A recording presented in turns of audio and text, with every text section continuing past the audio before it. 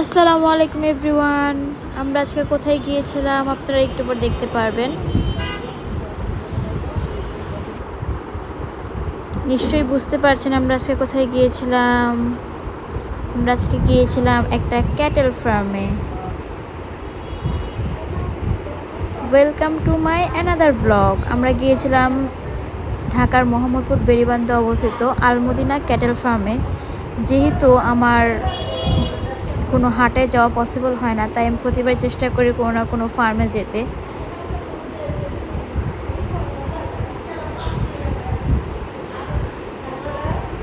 এখানে প্রায় প্রতিটা সাইজেরই গরু ছিল। এখানে বাচ্চা গরু প্রথমে ছিল, আর এই প্রথম সাইডটাতেই বাচ্চা গরুই ছিল। এক পাশে আরেক পাশে ছিল সব বড় বড় বিশাল বিশাল গরুগুলো।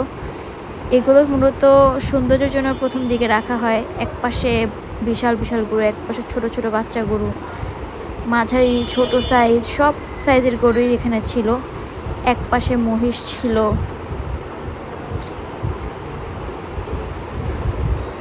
প্রায় অনেকটা জায়গা জুড়েই পুরো একটা ফার্ম ছিল।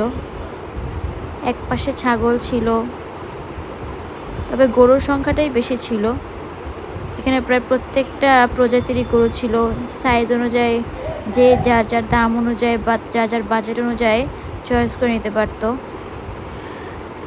গরুগুলো খুব সুন্দর ছিল।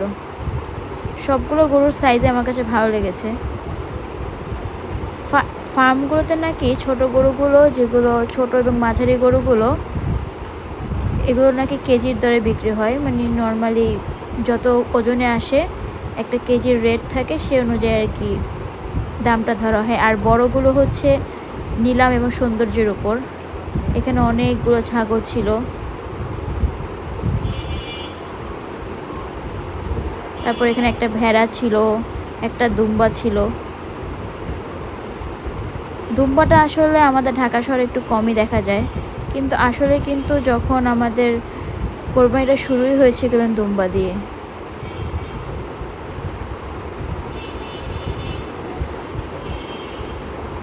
এখন মূলত বেশিরভাগ আমার বেবিটার জন্যই আর কি বিশেষ করে পশু পাখি দেখতে যাওয়া হয়। আমার বেবির আবার ও পশু পাখির প্রতি খুব ঝোঁক। পশু পাখি দেখলে ওখান থেকে সরতেই চায় না। That's it for today. Thank you so much.